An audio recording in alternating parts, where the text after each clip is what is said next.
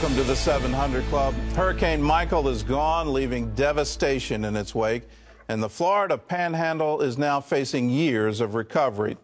There's drone footage, and it shows the power of this storm. Beach houses literally swept away by the storm's surge. Homes, businesses, and even some churches are now nothing but rubble. As the storm left Florida, it continued to wreak havoc. So far, 11 people have died, including 5 here in Virginia. We begin our team coverage with Gary Lane. After monster Hurricane Michael passed, video drones took to the skies of Panama City, revealing the extent of the damage. This is what's left of Mexico Beach, once a pristine and popular destination, now wiped out as if a bomb went off. But this devastation was not man-made. It was a powerful explosion of nature, one of the most powerful hurricanes on record. Michael came ashore 20 miles southeast of Panama City with sustained winds of 155 miles per hour and a storm surge catastrophic sea waves of 13 feet. By Friday morning, entire neighborhoods and beaches had disappeared. So many lives have been changed forever. So many families have lost everything. Homes are gone. Businesses are gone. Department of Defense helicopter teams stepped in to conduct daring nighttime rescues of some people needing emergency evacuation. And at daylight, search and rescue teams went door to door, looking for people who may still be trapped inside their homes. Mexico Beach took the brunt. That's probably ground zero. The hurricane ripped the roofs off hotels and homes, shredding vinyl siding and scattering wood like toothpicks. We were hiding in the closet, and all I could hear was a lot of wind, and I thought the roof was going to come off. This woman and her husband were nearly swept away by winds and storm surge. We'd let the current take us to the next stop, and then we'd grab onto a tree. Michael moved quickly through Georgia, the Carolinas, Virginia, and then out to sea. Floodwaters surged through the Carolinas, already drenched by Hurricane Florence. Downed trees and gale-force winds knocked power out to 900,000 homes and businesses. This Virginia woman attempted to drive through rising floodwaters. I was thinking it was sinking fast. When I turned, I immediately started sinking, and I knew that I had hit the ditch. And I put it in reverse, and of course, it didn't go anywhere. I just thank God that my kids or my grandkids were not in the car. Michael brought hardship in the southeast, but devastation in the Florida Panhandle. CBN's Caitlin Burke has this up-close look from Mexico Beach near Panama City. There's really no other way to describe what we've found here in Mexico Beach other than complete and utter devastation. When you hear about this being a 100-year storm, you can really see it here. And it's not a matter of weeks or months before things get back to normal. It's got to be a matter of years. So far, everybody's house I went to, there's no house to check. In this town of about 1,200, 100% of the structures were affected. It was scary. We found a house on the far side, blocked it up with a dresser, and my boss flew out the window. I grabbed him, brought him back in. The infrastructure has been destroyed. Not only are power lines down, but the storm surge unearthed and tossed around the gas and water lines and completely wiped out parts of the road. First responders from Louisiana say the wreckage left behind is eerily similar to that left by Hurricane Katrina. Teams from across the country are here searching for survivors still trapped in their homes or beneath the rubble. The one thing that you know with these first responders coming in is that they're coming into the unknown. We don't know the area. We're not sure what kind of devastation. We don't know what kind of hazards they have here. But the only thing that we know is that we're here to do a job, and that is to find people that need to be rescued and get them back to their loved ones. The team we've embedded with is the City of Miami Task Force 2. Firefighters year-round, but during hurricane season, they deploy to each disaster. Following Hurricane Florence, most of the team was in South Carolina for 2 weeks, and then almost immediately, they deployed here. They'll be here until the search and rescue is done. The rubble that you can see behind me used to be an apartment building. That was over here. You can see the foundation. The storm surge completely washed it away, obliterated it. What we're hearing as the moral of this storm from rescue crews and survivors: when a hurricane is coming, no matter the category, evacuate every time. You know the risks, you take the risks, and so I took and I lost. It was truly horrible. Nobody should ever try to ride out a 4 or 5. We regretted it the whole time. We thank God we're okay. Just walking around looking to get out of here. Caitlin Burke, CBN News, Mexico Beach, Florida. Those pictures remind me of Hurricane Katrina, and you go back and look at Long Beach, Mississippi, completely wiped out. For here, Mexico Beach, you heard it, 100% of the buildings there were affected. But here's another statistic. Of those 100%, half of them are not there anymore, completely taken away. Well, relief trucks from CBN's Operation Blessing are on the way to Florida, and our team is already on the Panhandle scouting out sites for relief. Ephraim Grimm has that story and more on the aftermath of Hurricane Michael. Gordon, cleanup, recovery, and rebuilding after Hurricane Michael will take years. Meanwhile, victims and first responders will need clean water, hot meals, and other necessities. Operation Blessing is connecting with area pastors to set up volunteer and distribution centers. Operation Blessing's Tom Wiley met with one pastor in Panama City Beach who said the help can't come soon enough. It was devastation. It felt like you'd walked into a war zone. For Pastor Ben Pittman of First Assemblies of God Church in Panama City, Florida, it's been a devastating reality for him and his neighbors after witnessing the havoc of Hurricane Michael. I think for the majority of the people here in Panama City, they weren't ready for this storm to be what it was. I don't even know the damage to the people of this city yet. I don't know if there's been loss of life. I don't know what family damages look like. I know people will have just lost a lot of jobs.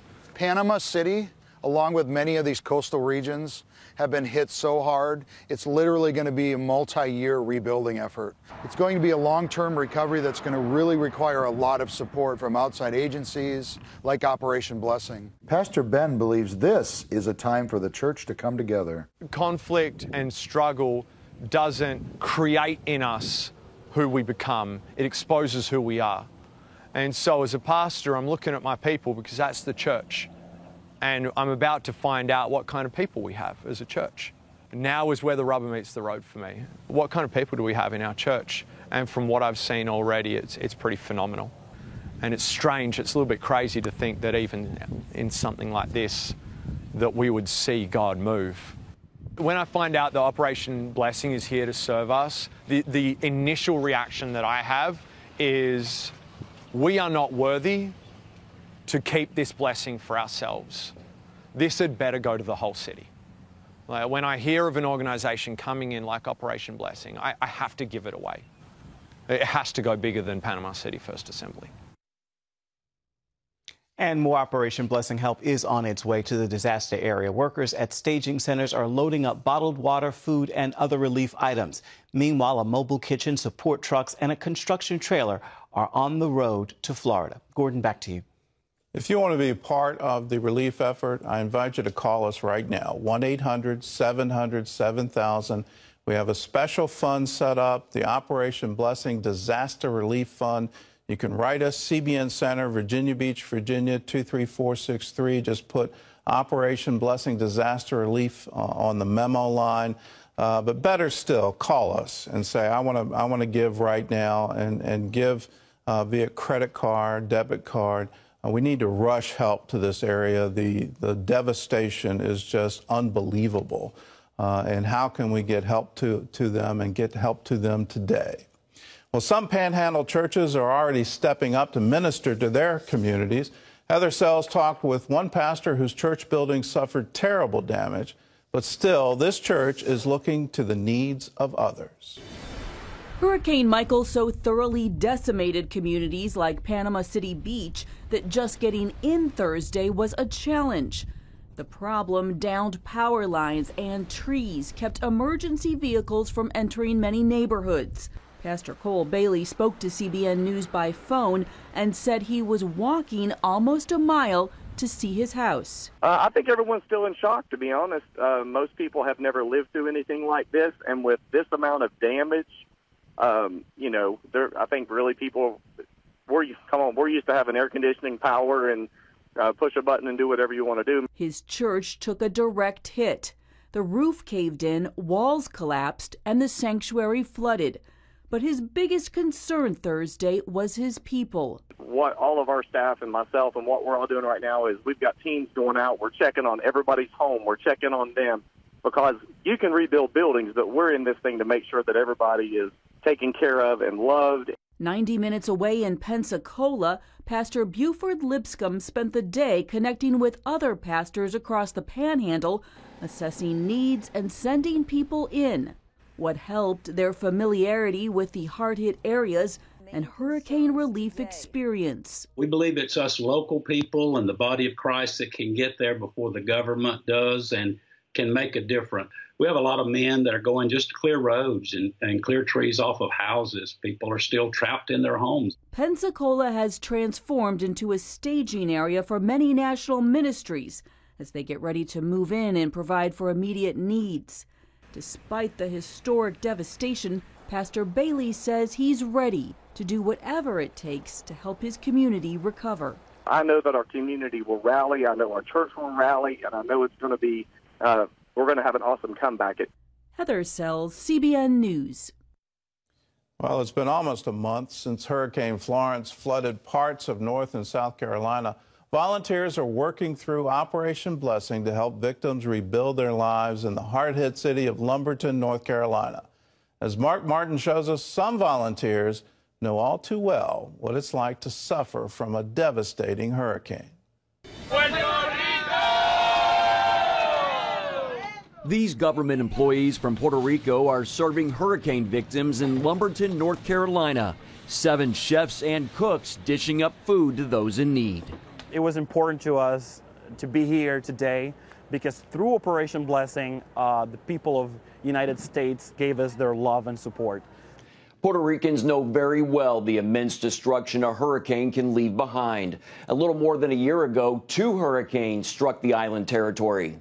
Now this group is here as part of Operation Pay It Forward. So the only right thing to do is to answer back when someone's in need. So as soon as we had the request, the mayor of San Juan, Carmen Yulín Cruz, said yes, and she sent us, and here we are full of joy and very happy to be able to contribute a little in the recovery process of North Carolina. On CBN News' Faith Nation, San Juan Mayor Carmen Yulín Cruz shared how Operation Blessing is making a difference by providing solar lamps and water filtration systems. You may not even know it, but you save lives. And it wasn't only that people could drink water out of a creek and get purified. It was that our lives mattered to somebody. In the spirit of Pay It Forward, Cruz sent this team to work alongside Operation Blessing. We know what it is to go hungry. We know what it is to be thirsty. We know what it is to think that your life does not matter. So it isn't a lamp, it isn't a purifying object. It's pure love. What gets passed around. People did it for us. So now we have to do it for others. And the mayor delivered a special message for CBN founder and chairman Dr. Pat Robertson. Mr. Robertson, if you see this, thank you, because you allowed us to survive and helped us to thrive. And people will forever be touched by what this organization that you lead is all about. Mark Martin, CBN News. Those are wonderful words and a wonderful thing to do. Here they're living in Puerto Rico and they're saying, well, people are hurting now in North Carolina. What can we do to help? And so they volunteered. What a wonderful thing. Well, Operation Blessing is also at work internationally, right now helping victims of the killer quake and tsunami that struck Indonesia. Tremors are still hitting the area, and many people are living in tents for fear of yet another quake. Despite the danger, Operation Blessing teams are giving aid and hope to survivors. Lucille Toulousan is on location and brings us this story.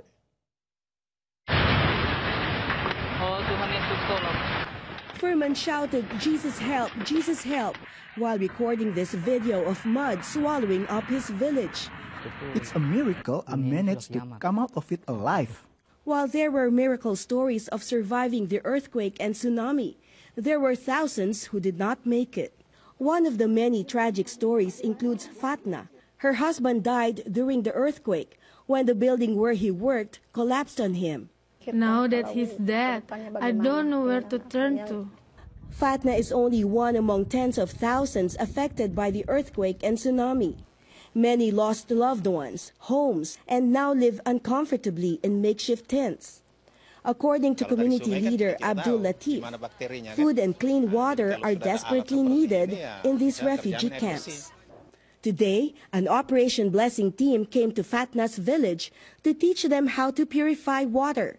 Different kind of treatments of water, not only chlorine. We also have some little filtration systems, and also we have these aqua tabs that they can put it on the water and they can disinfect the water with that too. We're trying to do our best to support them in this hard time.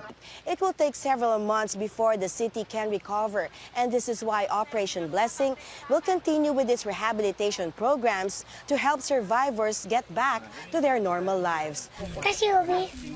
Lucille Talusan, CBN News, Palu, Indonesia. Kasi Obi, it's a thank you, but also means I love you, Obi. That's the translation of that.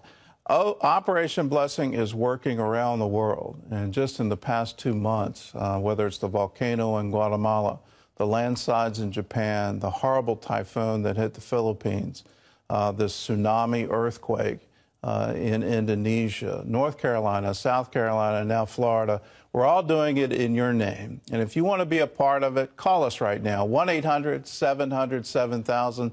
Say, yes, I want to be a part of the Operation Blessing Disaster Relief Fund. There's also a place on CBN.com on the giving page where you can designate your gift to disaster relief. Do it now, 1-800-700-7000.